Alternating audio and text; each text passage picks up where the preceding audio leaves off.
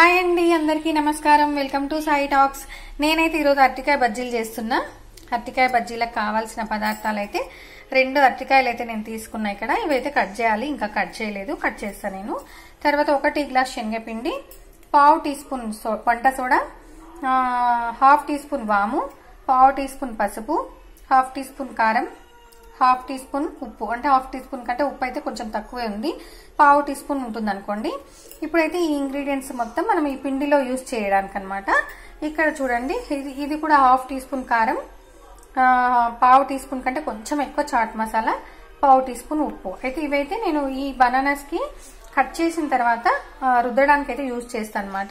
ఇప్పుడైతే ఫస్ట్ అయితే మనం ఈ శనగపిండి అయితే ఇందులో వేసేసుకుందాం, ఒక బౌల్లో వేసేసుకుందాము.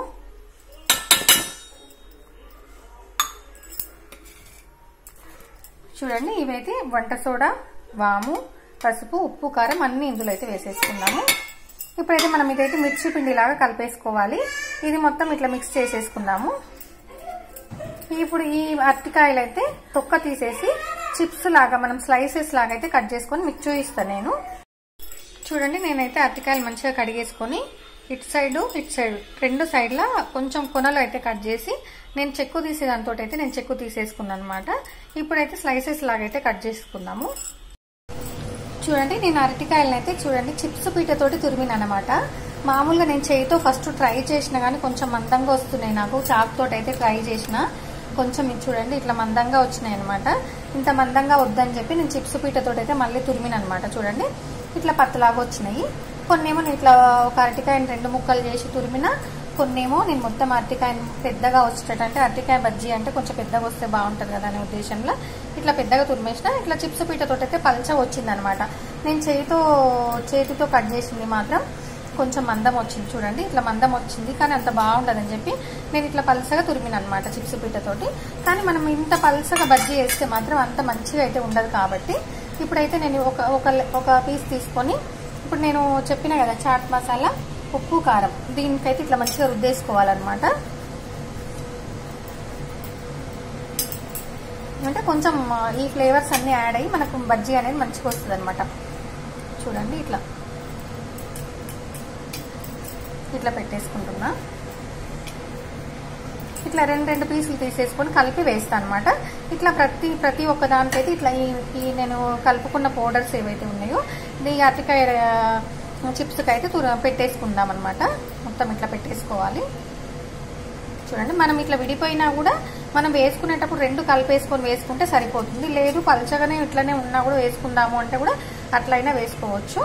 ఇట్లా మనం వేసుకునేటప్పుడు 2 కలిపేసుకొని పిండిలో ముంచి వేసుకుంటే సరిపోతుంది అనమాట. ఇట్లా అన్ని నేను చేసి పెట్టేసుకుంటా. చూడండి, నేనైతే పిండి కలిపేసుకున్నా. నేను చిప్స్ లాగా తురిమేసుకున్నా కదా అరటికాయవి, అన్నీ అయితే ఇట్లా మొత్తం ఇట్లా మసాలా, మనం వేసుకున్న మసాలా అయితే ఇట్లా 2 కలిపి ఇట్లా పెట్టేసుకున్నాను అనమాట. ఇగో నేను ఇట్లా మనం చేయితోటి కట్ చేసింది మాత్రం ఇట్లా ఉందన్నమాట. అంటే మందం వచ్చింది. ఇదేమో చిప్స్ పీటతోటి తురిమిన కాబట్టి పల్చ వచ్చినాయి అనమాట. దాన్ని బట్టి నేను ఒక్కొక్కటి అయితే చూడండి, నేను చేయితోటి కట్ చేసిన కదా మందం ఉందనమాట. అట్లా ఇట్లా కొన్ని అయితే కొన్ని పొడవుగా, కొన్ని చిన్నగా, తర్వాత చేయితోటి చేసినవి, తర్వాత చిప్స్ పీటతోటి చేసినవి అయితే ఇట్లా మసాలా అన్ని పట్టించేసి పెట్టేసుకున్నాను అనమాట. పిండి అయితే తడిపేసి పెట్టేసుకున్నా. ఆయిల్ అయితే డీప్ ఫ్రై కోసం అయితే ఆయిల్ పెట్టేసుకున్నా. ఆయిల్ వేడెక్కిన తర్వాత మనం ఈ అరటికాయ బజ్జీలు అయితే వేసేసుకుందాము. చూడండి, ఆయిల్ అయితే వేడెక్కింది. ఇప్పుడైతే వేసేసుకుందాం మనం.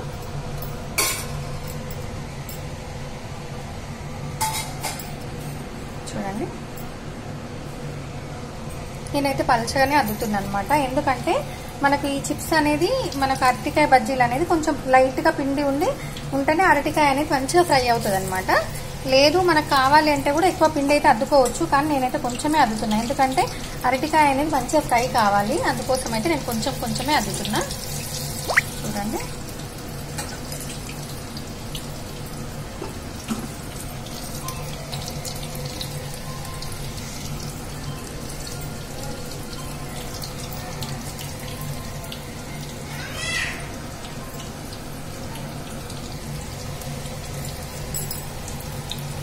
ఇవైతే ఒక సైడ్ మంచిగా కాలిన తర్వాత తిప్పేసుకుందాము. చూడండి, నేనైతే ఒక సైడ్ వేగిన తర్వాత తిప్పేసుకున్నా.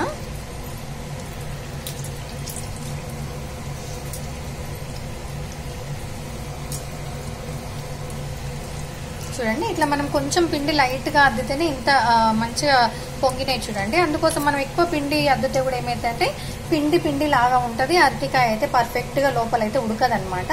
అందుకోసం అయితే నేను కొంచెం లైట్గానే పిండి అద్దుకున్నాను అనమాట. చూడండి ఇట్లా ఇప్పుడైతే మంచిగా ఇవైతే వేగిపోయినాయి, తీసేసుకుందాము.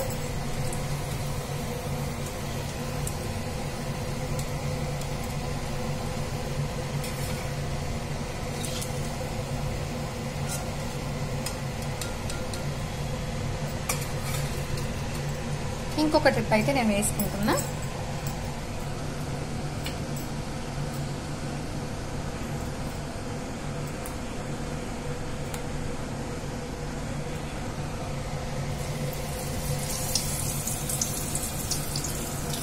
నేను 1-2 మాత్రమే ఇట్లా పొడవుగా స్లైసెస్ చేసిన, ఎందుకంటే అరటికాయ బజ్జీ అనేది తెలియడానికి కోసం మాత్రమే ఇట్లా పొడవుగా.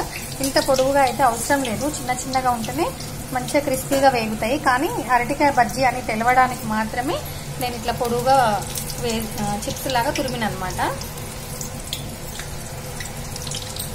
చూడండి నేనైతే ఇప్పుడు ఇంత సెకండ్ టైము మళ్ళీ అరటికాయ చిప్స్ అయితే అద్ది వేసేసిన అనమాట. ఒక సైడ్ కాలిన తర్వాత నేనైతే మళ్ళీ తిప్పేసుకుంటున్నా. చూడండి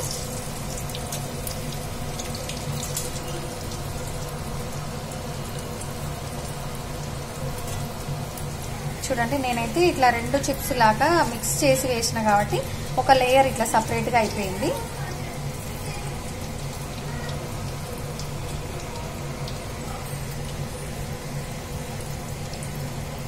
ఇటు సైడ్ కూడా మంచిగా పర్ఫెక్ట్గా వేగిన తర్వాత అయితే తీసేసుకుందాము.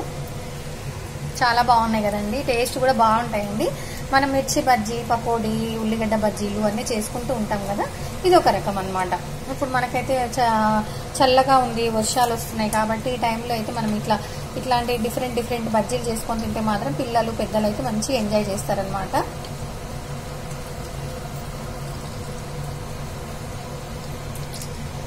మనం చాట్ మసాలా అట్లా ఉప్పు కారం నేను మధ్యలో పెట్టేసిన కదా చిప్స్ మధ్యలో, అట్లా పెట్టడం వల్ల ఏమైతుందంటే మనం తినేటప్పుడు లోపల అరటికాయ ఏదైతే ఉంటుందో అది చప్పగా లేకుండా మంచిగా కొంచెం స్పైసీనెస్ అనేది అయితే లోపల కూడా వస్తుంది అనమాట.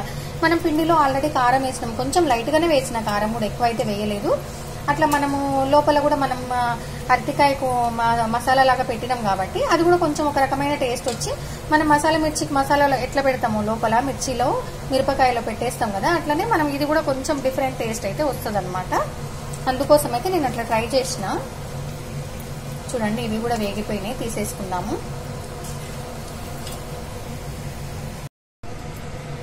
నేను కలుపుకున్న పిండి అయితే మొత్తం అయితే నేను తీసుకున్న అరటికాయలకైతే మొత్తం సరిపోలేదన్నమాట.